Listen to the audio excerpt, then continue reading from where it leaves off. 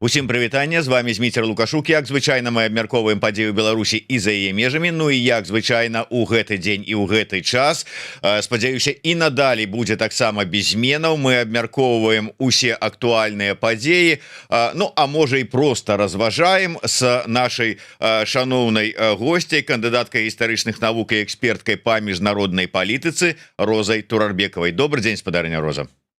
Добрый день, Зміцер, спадар Зміцер, прабачце. Я все ніяк не перайду на беларускую мову 100%. Не, ну вы можете без спадара просто так вось Не, это не добра. Трэба і все ж таки як это прытрымлівацца таких норм доброго выхавання, так? Так. Добра, угаварылі, будем прытрымлівацца, буду прымаць нормально і такія вось звароты і да мяне. Але давайте пра сур'ёзнае. Я хацеў бы безумоўна з вами таксама абмеркаваць тэму, якая да гэтага часу яшчэ актуальная, тым больш што толькі учора скончыўся візіт Ціхановскай у Кіеў. І што самае адметнае, спадарыня Роза хай сабе у пэўным сэнсе не наўпрост, але з другого боку і наўпрост, але таксама была удзельніцай гэтага візіту ў Кіеў. Хоць і заставалася у Вільні, але брала удзел у пэўных мерапрыемствах, звязаных у тым ліку з гэтым візітам. Але ад самага пачатку, як вы ацэньваеце гэты візіт? Як вам бачыцца яго асноўныя мэты і, ну, можа быць, давайте там па выніках, ці дасягнутыя, на ваш погляд, гэтыя мэты? Ну, па-першае, ёсць мэты у украінскага боку, а ёсць мэты у дэлегацыі дэмакратычных сіл Беларусі, і гэта ўсё ж таки трохі адрозніваецца гэтай мэты, таму што Украіна, я маю на увазе прэзідэнта Зеленскага, ён зараз уключае Беларусь у сваю эджэнду, вельмі актыўна. Вы бачыце его заявы адносна бяспекі, і таксама робіць гэтыя заявы его, я маю на увазе ваеннае кіраўніцтва, і все гэта адбываецца ў такім трохі негатыўным сэнсе, тому што Зеленскі гаворыць пра тое, што Расія зараз намагаецца уцягнуць Беларусь у вайну. Это па-першае, па-другое, ўсё ж таки вся гэта вельмі дрэнная гісторыя з БПЛА, вось, якія перанакіроўваюцца праз тэрыторыю Беларусі ва Украіну, я маю на увазе, канешне, Расію, таксама карыстаючыся апределённымі пэўнымі тэхналогіямі, Расія перенапраўляе, перенакіроўвае БПЛА, украінскія БПЛА, які ставяць мэты, я маю на увазе там нейкія расійскія аб'екты у Санкт-Петербургу ці ў Москве, яны перанакіроўваюць іх да стран Балтыі. Мы бачылі вось апошні тыдзень, вось амаль што кожны дзень вось перанакіроўванне, і па-першае это было ў Латвіі, таксама это трохі закранула і Літву. Вось, і гэта ўсё як бы адбываецца вакруг Беларусі і ў Беларусі. Гэта першае, і таму Зеленскі ставіць сваёй мэтай Беларусь паставіць у аджэнду бяспекі такім чынам, каб ужесточить вось пазіцыю Украіны, не толькі Украіны, але і Еўропы адносна режима Лукашенко. Это відавочна. А вось што датычыцца да місіі Святланы Ціхановскай, яе візіта ва Украіну, тут шмат як бы было таких задач. Па-першае, это, конечно, яе візіт з'яўляецца сімвалічным, які як бы падкрэслівае адрозненне паміж рэжымам Лукашенка і дэмакратычнымі сіламі і большай часткай беларускага грамадства. По-другое, это, конечно, вось тыя праблемы, з якімі сутыкаюцца беларусы у працэсе легалізацыі ва Украіне. Это датычыцца нават добраахвотнікаў, якія кладуць сваё жыццё на карысць Украіны, на карысць яе незалежнасці. Вось і трэцяе, каб я падкрэсліла вось гэта, яе візіт як бы падкрэслівае таксама і неабходнасць змягчэння іміджу беларусаў ва вачах украінцаў. І ўсё гэта можна гаворыць у рамках і грамадства, і таксама кантактаў паміж грамадзянскімі супольнасцямі, паміж экспертамі і гэтак далей, гэтак далей. Усё гэта прагаворывала Светлана на працягу гэтага візіта, у тым ліку ў прамове з міністрам замежных спраў Андрэем Сібігай, і таксама я ўпэўнена, што яна пра гэта гаворыла на сустрэчы з прэзідэнтам Зеленскім, і там было бачна, вы бачылі, я таксама бачыла гэты вельмі кароткі кусочак відэо, дзе яна гаворыць дакладна пра праблемы беларусаў ва ўкраіне. Вось, ну и, конечно, это ввогуле адзначае для беларускіх дэмакратычных сіл падвышэнне статуса, нейкі новы капітал, якім трэба карыстацца вельмі уважліва, таму што зараз Зеленскі адчыняе новы этап геапалітычнай ігры ва ў Еўропе, гэта відавочна, і ў гэтым сэнсе, конечно, нам патрэбна таксама гэта зразумела, што мы з'яўляемся партнерамі незалежнай Украіны. Мы падтрымліваем яе імкненне да пабеды, да перамогі над імперіяй і гэтак далей. Но ўсё ж такі ў гэтым кантэксце у беларусаў ёсць свае інтарэсы. І вось каб гэта заўсёды было ў фокусе, я так зразумела, зараз Светлана, яна гэты фокус яна захоўвае на праблемах беларусаў гэты працэс легалізацыі ва ўкраіне, і яна это ставіць фактычна на першае месца, это адрозненне беларусаў ад рэжыма, і другое месца это, конечно, праблемы беларусаў ва ўкраіне з працэсам легалізацыі, я маю на увазе. І вось гэта тое адрозненне, якое як бы нас, па-першае, трэба падтрымліваць, я маю на увазе беларускую грамадзянскую супольнасць. Ну, конечно, это візіт гістарычны, гэта было вельмі прыемна, калі мы бачылі з вами такую складаную, вельмі такі плотны графік, такую праграму, і з боку, з пункту гледжання самой гэтай праграмы, конечно, я нават не чакала такого, як бы, такой уваги з боку украінскай дзяржавы на ўсіх узроўнях, таму што як бы тое, што раней было, і з тым, што мы зараз убачылі, это неба і земля. Усе двері адчынены, украінскія медіа пішуць наконец, прабачце на рускай мове, кажу зараз, наконец увидели. То есть дагэтуль не видели, не бачили. Ну, там были пэўныя, там, не ведаю, артыкулы, пэўныя эксперты, якія про нас нешта говорили. Ну, мы их все ведаем наперечет. На первом месте, конечно, Евген Магда.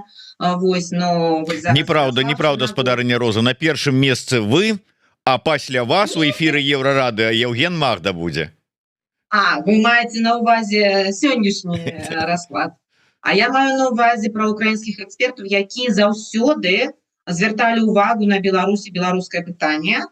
Вось такіх было немат. Я спадзяюся, што зараз вось гэта ўвага да беларускага пытання будзе падштурхуе не толькі украінскіх экспертаў, да увагі да Беларусі, да беларускага пытання, но і таксама украінскіх акадэмікаў. Я маю на увазе універсітэты, исследовательские центры, навучную як бы праблематыку, навучную адженду. Я вось спадзяюся, видите, бачыце, як далёка я уже гляджу. У меня свои планы на гэты конт, потому что я ведаю дакладна, что эксперты гэта одно, медыа это другое, а ўсё ж таки, калі у акадэміі будзе захоўвацца і развівацца інтарэс да Беларусі, гэта будзе больш устойлівая, больш долгасрочная, долготерміновы інтарэс, і яны я спадзяюся, што яны будуць производить вось гэтыя веды по Беларусі, не толькі мова, не толькі літаратура, а ўсё ж таки я вось зараз хотела звяртаць увагу на тое, што буду шукаць партнераў ва акадэміі, напрыклад, у Киевском национальном университете имени Тараса Шевченко. Там есть институт международных відносин, это я по-украински зараз говорю. И там есть нават два факультета. И я буду вось зараз шукать партнеров, напрыклад, у таких установах. Потому что такие установы з'являются месцам, дзе выхоўваюць нацыянальныя кадры дыпламатыі і палітычныя таксама кадры. Потому что сёння, напрыклад, мы бачым Игорь Кизим, Андрей Сибига, вось яны з'яўляюцца выпускнікамі гэтай установы. І калі мы хотим на доўгую стратегію разрабатывать вось гэтую долгосрочную стратегію, нам надо думать вось так, наперад.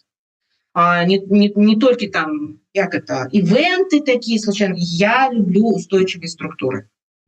Они будут забеспечивать нам вось гэты долготерминовый интерес и долготерминовое супрацоўніцтва. А не только вось там, ведаеце, сегодня цікава, а завтра не цікава.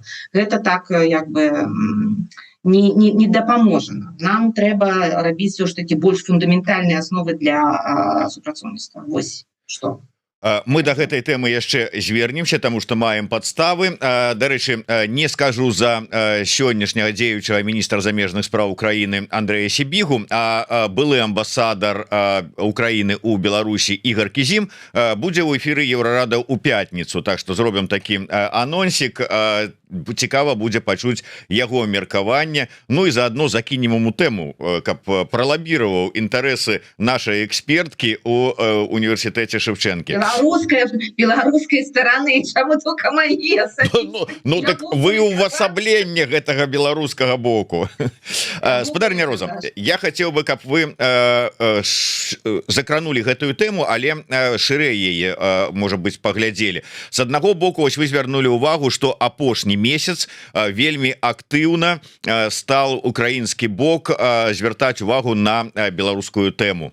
Там выказванні, пагрозы, папярэджанні, пачынаючы ад Зеленскага і працягваючы тым же самым Сибигам, міністрам обороны Сырскім, Мадзьярам, там іншых экспертаў, подцягнуліся блогеры, СМИ і гэтак далей.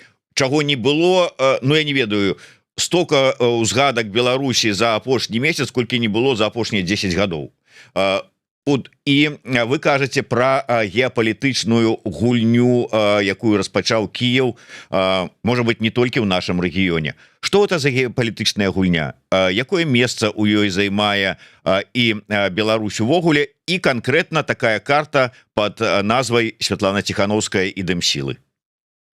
Конечно, трэба разглядаць эту гульню ў кантэксце беларуска-амерыканскіх перамоў і, конечно, амерыкана-расійскіх адносін, потому что калі мы зараз сёння с вами бачым, што вось гэты трэк, перамоўны трэк паміж Расіяй і Злучанымі Штатамі, ён спыніўся, вось усё ж таки ён будзе неяк там развівацца, тому что трек беларуска-американский, ён усё ж таки знаходится у таком стане развития. Хотя, конечно, то, что мы бачим апошнімі днями, ставит перед нами пытание относно того, чему Кулм не доехал до Минску. Может, зараз незручны час, не ведаю. Ведаеце, калі ведуцца вось гэтыя вучэння, з ядернай зброі, неприемно для американцев там, не ведаю, ехать до Минску. Может, яшчэ нешта, потому что есть такое, у меня вот такое подозрение есть относно того, что не все так гладко зараз адбываецца. І таму вось зараз Злучаныя Штаты зрабілі ставку на нейкі такі ціск на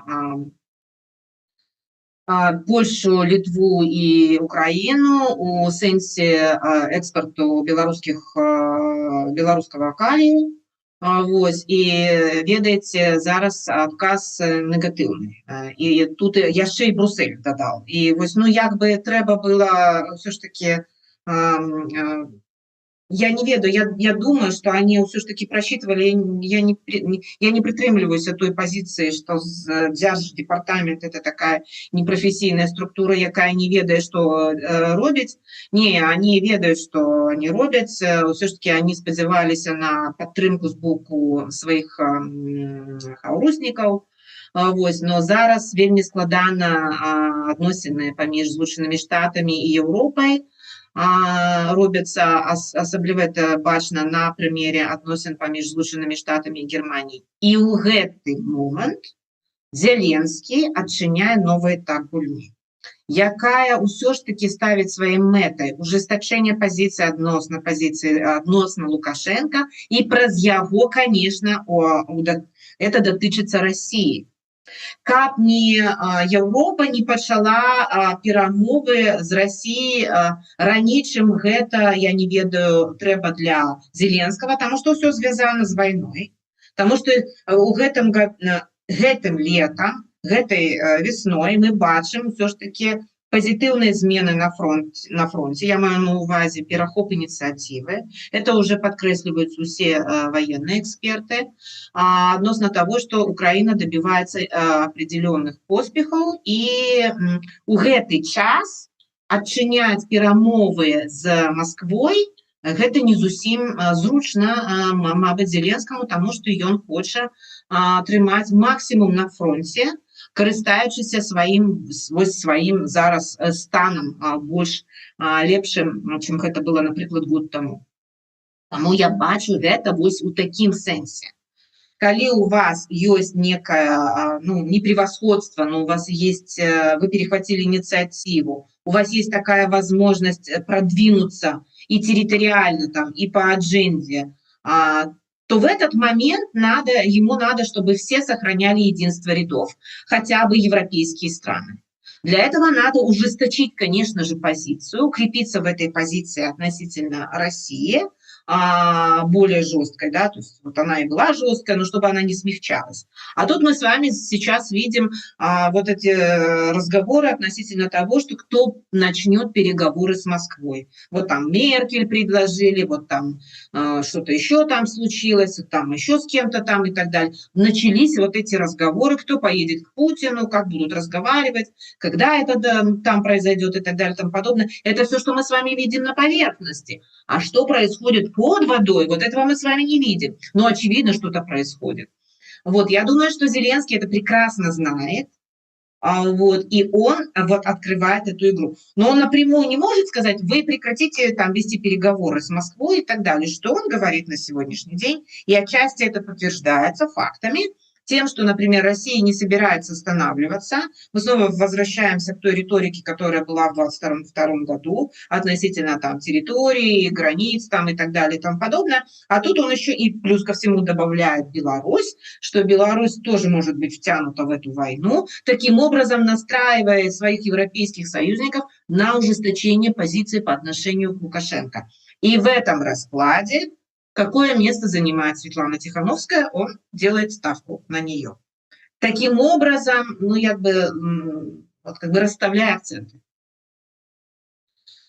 Расставляя акценты, а самое главное, по всей вероятности, он действительно более уверен в себе, и Украина в себе больше уверена в военном смысле,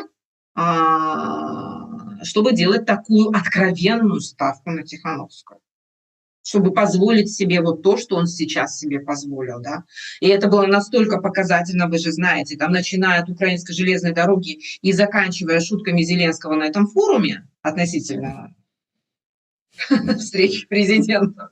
Вот. То есть это все, это абсолютно просчитанный, подготовленный план, подготовленная программа, которая не готовилась там на коленке. Кого-то я читала, что Тихановская получила приглашение сразу после письма Держдепартамента до этих керовництв Литвы, Польши и так далее. По-моему, это было у Тышкевича. Он кое-чего не знает. Я знаю. Нет. Она получила приглашение, и дата уже была известна до этого письма. Это не реактивная тактика, это продуманная стратегия, начало которой мы с вами наблюдали в Вильне, когда Зеленский встретился с Тихановской и запросил ее до Киева. Ну да, але я Гэта удакладню, стратегія. спадарня Роза, тады калі прагучала гэта запрашэнне ў Киеве, тады ўжо гучалі магчымасці, што у сакавіку, можа там на 25 на дзень волі, на 25 сакавіка, ну можа быть не сакавіку, то красавіку. Потом не атрымалася, потом одно То бок яно не просто не атрымалася, яны распрацоўвалі вот эту умоўна кажучы аперацыю. Программу, я так думаю, распрацоўвалі давно, тому что вы бачылі, які плотны графік был у Светланы, і нават і яна была зроблена якасна, я маю на увазе программу, и весьма символично. Потому что вот когда мы с вами, я вот про пункты программ я точно ничего не знала. Я просто представляла себе, если Сибига уже сказал, мы ждем, да, вот, Светлану, то есть это означало, что где-то в ближайшие 3-4 дня, 5 дней максимум она должна появиться в Киеве. Вот. А вот пункты программы, конечно, откуда мне было знать, но вы обратите внимание, все, где она была, и с кем она встречалась. Все должно было подчеркнуть общность судьбы белорусского и украинского народа. Чернобыль, раз. Выставка документов и подарок, по-моему, ряда документов. Надо выяснить, все-таки надо задать вопрос. Сегодня Франок у вас будет. Задайте ему питание, какие докладные документы были подарены. Потому что там, по-моему, было заявлено, что часть документов подарили Светлане Тихановской. И, на жаль, что сярод тех, кто был у Министерства замежных справ, не было ни одного историка, который бы смог бы оценить точно, я бы сказала, размах того, что представило Министерство замежных справ Украины. Но бачите, выстава документов УНР, БНР, это так само подкреслівание общности судьбы.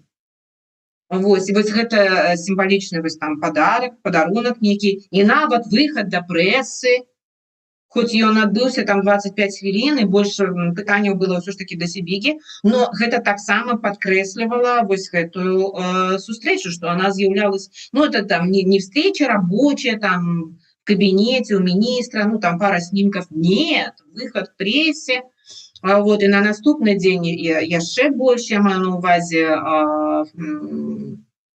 то, что Светлана была на этом форуме, и то, что отбылася эта встреча с Зеленским, это все было на видео, на фото, проговоры все эти там и так далее. Но с протокольной точки зрения визит подготовлен просто очень хорошо. И даже вот этот маленький элемент с украинской железной дорогой, да, я имею в виду этот квиток, на яком было нечто там написано,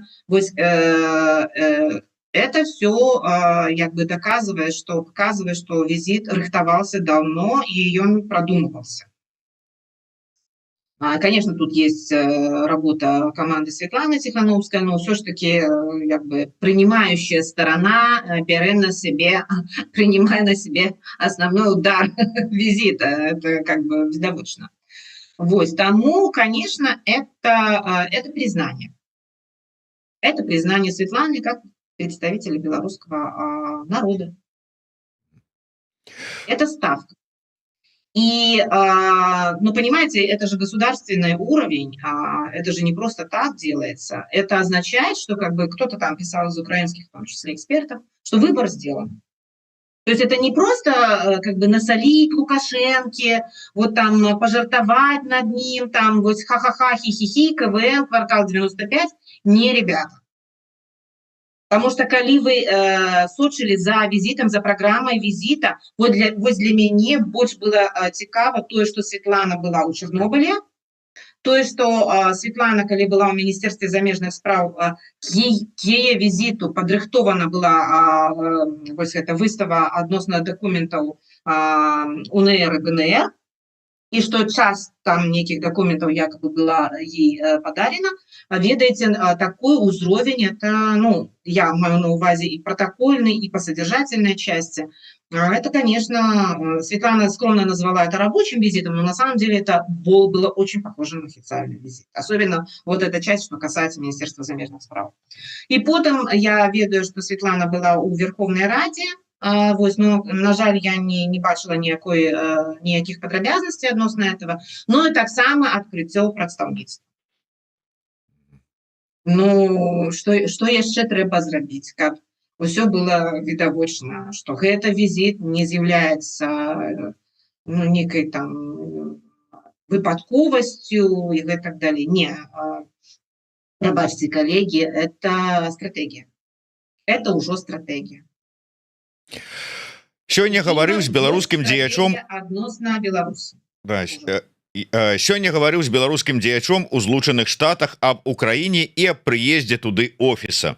Дзеяч усклікнуў: Божа, з кім яны звязаліся? Ён не першы, які так усклікае. Мяркую, аднак, што ні з кім яны не звязаліся. Украіна стала цяпер больш залежнай ад еўразвязу і праводзіць руціннае еўрамерапрыемства пад назовам «Візіт Ціхановскай». Усё скончыцца як звычайна, хоць не выключана, што украінцы і з гэтага паспрабуюць здабыць сабе шэрсці клок.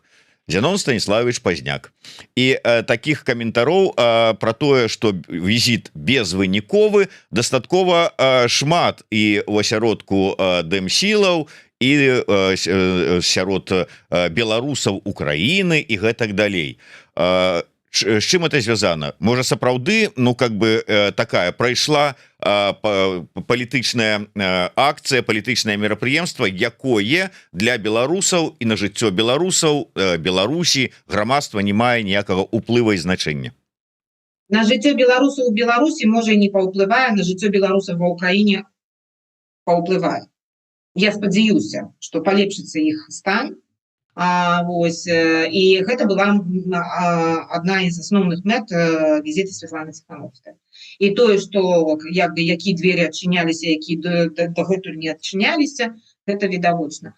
Я не ведаю, якія матывы у людзей, якія вось так крытыкуюць гэты візіт, што яны маюць на ўвазе пад вынікамі.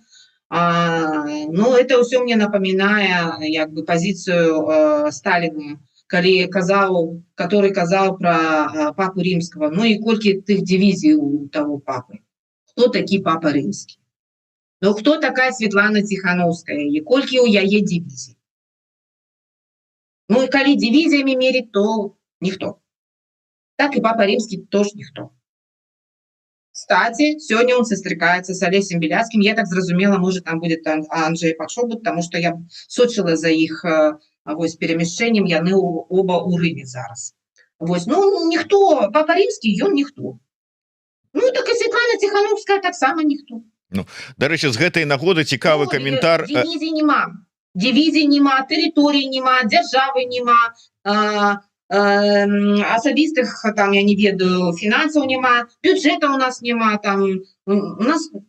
Чего у нас только не нема? Как там в том анекдоте? Чего не захочешь, того и нема. Вот. Коли так мерить визит, ну, конечно, тогда я буду сходна с Зеноном Станиславовичем. Какие тут могут быть выники? Не то, как вот Лукашенко бы приехал, подписал бы домову, там, я не знаю, о супрацоўніцтве у сфере энергетики и экспорту калию. И ось было бы там и дивизии, и вагоны, и, я не ведаю, и фуры, и так далее. Это все реализм, вось, и гэты реализм нас довёл до ручки. Чаму ён довёл нас до ручки Зенону Станиславовичу Дзідома?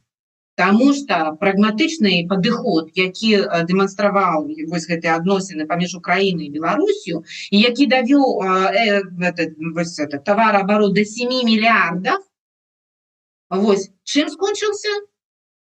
Вось гэты реализм. Вось яны меркавалі, я маю на ўвазе украінскі бок меркаваў, што больш прыемна иметь як бы з Лукашенко, потому что у него дивизии, там что-то там калий и так далее, нежели чем с какими-то там протестующими в 2020 году на площади. Правильно? У них нема ни дивизии, ничего нема. Ну и? А який финал? 22 год. Таму не все меряется дивизиями. Ну, калі про гэта гаворыць, про вось вынікі, прямо, которые можно пощупать и посчитать. Вось, тому, конечно, с этого пункту гледжання Ціхановскай ніхто, як і папа римский для Сталина. Ну так, але спадарня Роза, вот хотел бы яшчэ один момант удакладніць. Усё ж таки вось мы кажем про вот эту узмацненне увагі з боку Украины да беларускага пытання, назовем гэта так. І вось буквально учора таксама з'явілася інфармацыя Мадзяры, той же самый кіраўнік ось гэтых без, як правильно, короче кажучы, войскамі беспілотнікаў, да, заявіў про тое, что вызначаныя ўжо 500 как бы аб'ектаў на тэрыторыі Беларусі, якія у выпадку чаго першыя потрапяць под удар з боку Украины. То бок такая эскалацыя, яна про што кажуць, да чаго гэта можа давесці, якой рэакцыі варта і на гэты візіт і на гэтыя заявы по выніку чакаць з Мінска? Ну, увогуле я зараз на гэта гляжу вельмі так. Ну, это не сур'ёзна ўсё, таму што это ўсё рыторыка людзей, якія вельмі раздражоныя. Я маю на ўвазе, па-першае, это Вольфович. Вось Вольфович зрабіў сваю заяву ў дзень, калі Ціхановская была ў Киеве. Ясна, што вось сам Лукашенко не зрабіў такую заяву, но вось ёсць людзі, якія могуць зрабіць такую заяву. Вось таму што апошнія дні, конечно, Зеленскі і не толькі Зеленскі шмат чаго казалі пра пагрозу, гібридную пагрозу з тэрыторыі Беларусі і нават пра магчымасць вовлечения, включения, да, Беларуси в эту войну. Ну, вот такие, да, зараз это пике такие, вот пике, такое, как бы перебрасывание словами. Дзені якія? Дзенів нема. То есть, вот Вольфович сказал, что сколько там... 166. 166 дронов пролетает на территории Беларуси, это сбоку Украины. Вот. Но ему отказали, что это все ерунда, а вот у вас есть 500 целей, по яким мы можем ударить насамрэч. Тому вот, как бы, это такая, да, это риторика, свидетельствующая об не только об эскалации, в конфликтологии это называется конфликтные действия. Это то, что предшествует кризису. Больших признаков кризиса пока еще я не вижу. Вот. Все, что касается, например, сосредоточения большого количества военнослужащих, например, российских военнослужащих на территории Беларуси, нет. Вот что-то Зеленский говорит о том, что происходит на территории Брянской области, вблизи границ Беларуси. На самом деле, конечно, вся эта история с БПЛА, которая перенаправляется то туда, то сюда, это очень неприятная история, она может действительно закончиться не очень хорошо, но это все еще не кризис. А вот, конечно, как-то отреагировать на визит Тихановской, на вот это подчеркивание ее визита надо было. И вот так оно и произошло. По крайней мере, я сейчас на это смотрю именно так. Конечно, Лукашенко не нравится введение новой, переменной под названием Светлана Тихановская в эту игру. Ведь они же все сделали для того, чтобы вывести Светлану Тихановскую из этой игры, это понятно, особенно что касается белорусско-американских переговоров. И чего уж там греха таить, переезд Светланы в Варшаву рассматривался в этом контексте. По крайней мере, очень многие эксперты именно так и оценили.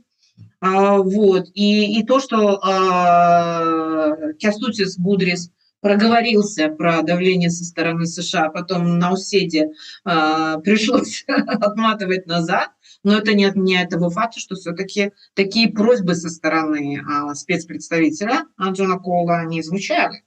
Вот, и это подтвердилось письмом. Как ты его ни назови, этот документ, неформальное письмо со стороны Государственного департамента США, но Государственный департамент США – это официальное учреждение, которое отвечает за внешнюю политику, в конце концов. Вот, то есть это, конечно, да, вот политика выглядит, к сожалению, вот так. И белорусы, которые до сих пор, может быть, пытались разделить все на черное и белое, они должны понимать, что черное и белое присутствуют, но между черным и белым присутствует много чего серого. Вот это называется геополитическая игра. Почему я не люблю слово геополитика? Потому что есть политическое, а есть человеческое. Вот. И между политическим и человеческим, если теряется связь, тогда все это называется геополитика. И тогда можно оправдывать все, что угодно. Аннексию Крыма, Донбасс, уступите Донбасс, Россия на вас не нападет. Вот, что там еще? Ну, можно много чего говорить, да, на эту тему. И да, и самое главное, Беларусь – это не страна, где люди живут, где определенная нация, у которой свои интересы, которые хотят жить в мире. Это балкон стратегический. Вот меня само вот это выражение триггерит реально. То есть для кого-то мы, я точно знаю для кого, для российских военных, это их выражение, балкон. А для нас это страна. Для нас это дом. А для них мы балкон. Так, исходя даже из терминологии, надо же понимать. Приходит момент, когда приходится выбирать и становиться таким же чудовищем, как и Гитлер. Я имею в виду Уинстона Черчилля, он же сам про себя говорил. Чтобы победить такого монстра, как Гитлер, надо было стать чудовищем таким, как я. И когда вот сегодня мы говорим о человеческом, о гуманитарном и так далее и тому подобное, это настолько несовместимо с тем, что сейчас происходит, и как сейчас меняется мышление, особенно что касается вот этих вот дилеммы безопасности, что, конечно, и человечески я за сохранение международного права и так далее и тому подобное. Но экспертно я понимаю, вот это движение, которое пошло вперед, да, под названием геополитические игры за Европу, оно уже идет. И вам придется выбирать. В том числе и нам придется выбирать. Хотя, конечно, мы скорее здесь пешки. Нет, не скорее, мы тут точно пешки.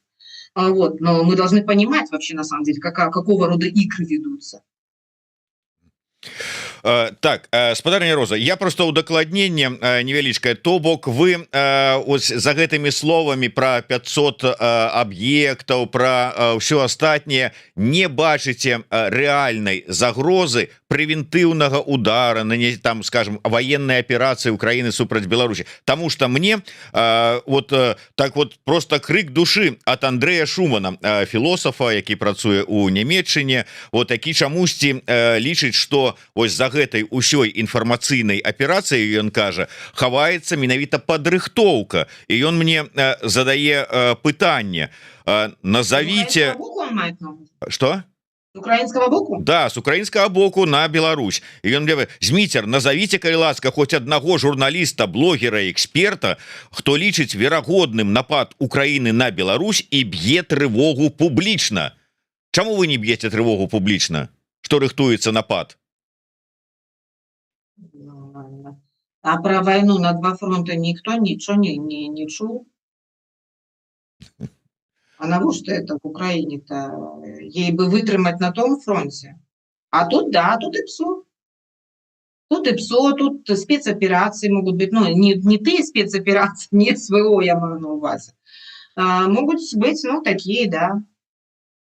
Но широкомасштабные, вот то, что коли ён мае на увазі вот напад на Беларусь, боку Украины, не, я так не лічу, потому что, а навошта это в Украине? Открытие другого фронта, это что? Это, ну, потому что яны бачаць, что... Он повинен был вообще как бы сойти с ума, как бы пойти по этому пути.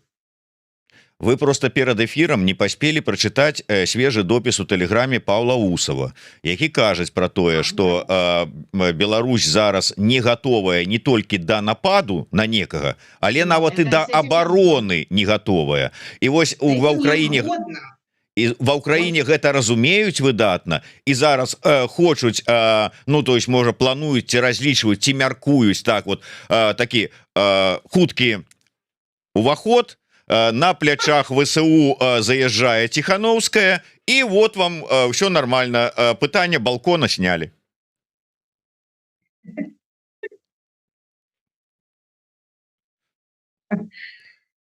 Не, ну это было бы классно. Так, реакцию спадарыні Розы прошу подписать без негатива. Это жарт, конечно. Я в Гугле супраць того, как по территории Беларуси там били, там я не ведаю, что рабили. Я супраць таго, каб тэрыторыя Беларусі і беларусы разглядались як стратэгічны балкон, плацдарм, что яшчэ там, я не ведаю, буферная зона. Я слишком хорошо знаю происхождение этих слов и что за ними стоит. Вось просто так ими так вось карыстацца.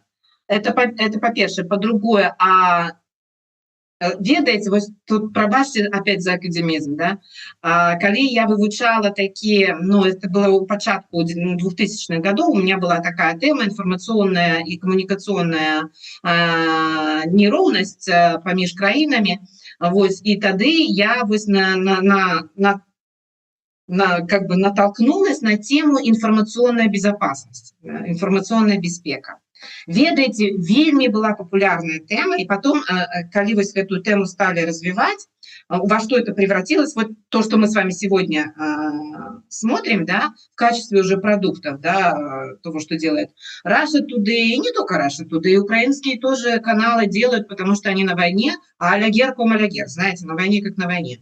Вот. Тогда я впервые узнала, что как бы одним из самых авторитетных авторов вот этого понятия информационные войны является профессор именно Киевского, по-моему, национального университета Почепцов.